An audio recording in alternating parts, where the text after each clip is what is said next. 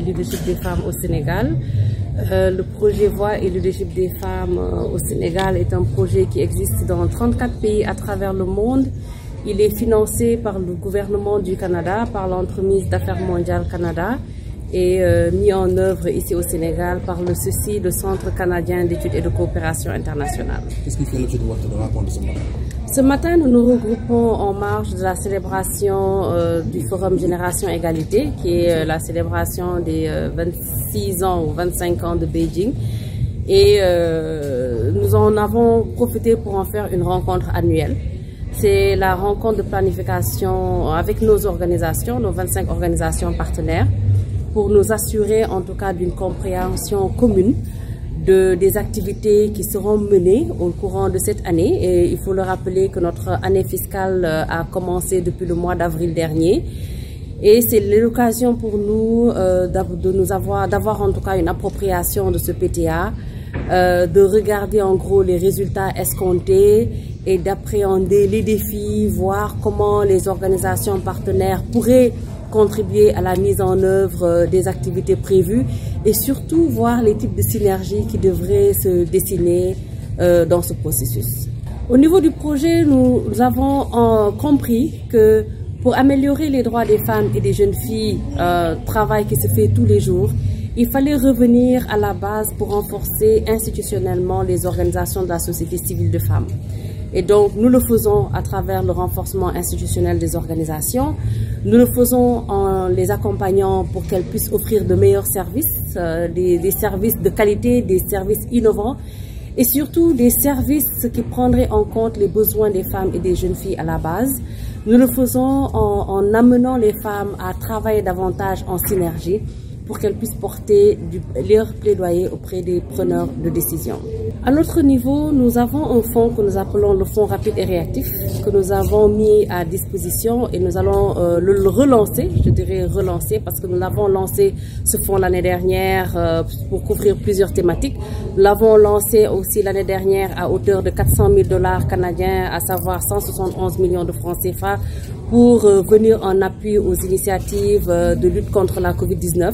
Et cette année, nous avons prévu, à travers ce fonds rapide et réactif, de lui donner une thématique précise et de l'orienter autour de la participation politique des femmes.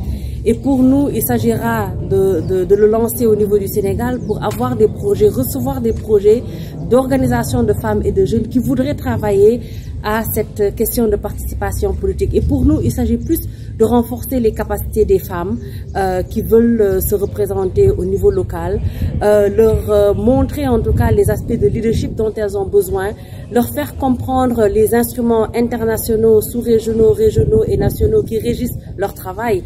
Et donc, nous avons en gros initié cette collaboration en tout cas avec les organisations à la base. Pour le Forum de Paris, nous avons pris, en tout cas nous avons exprimer nos besoins, les besoins des femmes et des jeunes du Sénégal. Et cette année, je pense, avec le Forum de Paris, il s'agira plus d'écouter nos décideurs. Nous attendons de voir quels engagements nos décideurs vont prendre, surtout par rapport aux 3 coalitions que le Sénégal a choisi, sur lesquelles le Sénégal a choisi de travailler ces 5 prochaines années. Bien sûr, je pense que le leadership, il est là. Maintenant, c'est la représentation massive des femmes dans les instances de prise de décision. C'est ce que nous cherchons à avoir davantage au niveau de l'Assemblée nationale. Nous ne pensons pas avoir assez de représentation.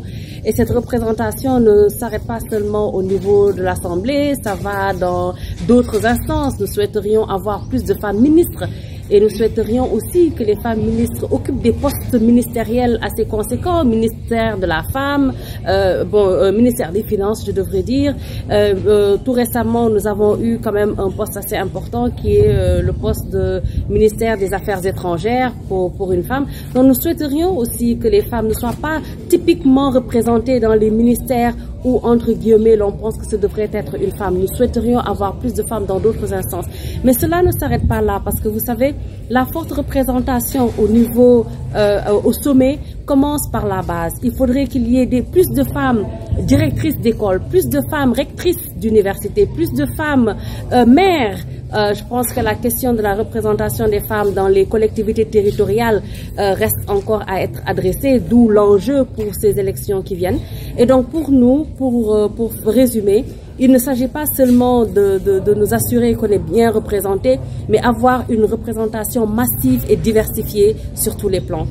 Au niveau du CC, Bureau Pays, et spécialiste en renforcement des capacités dans le projet Voix et Leadership des femmes. Le Forum de Paris, comme vous le savez, ça marque les 25 ans de l'adoption du plan d'action et de la déclaration de Beijing.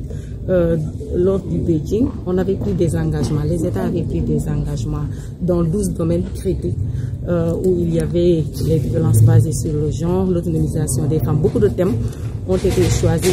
Les États avaient pris des engagements pour appliquer ce qui a été fait comme recommandation, ce qui a été fait comme action. Mais jusqu'à présent, on se rend compte quand on fait l'évaluation que les engagements pris ne sont pas respectés à 100%.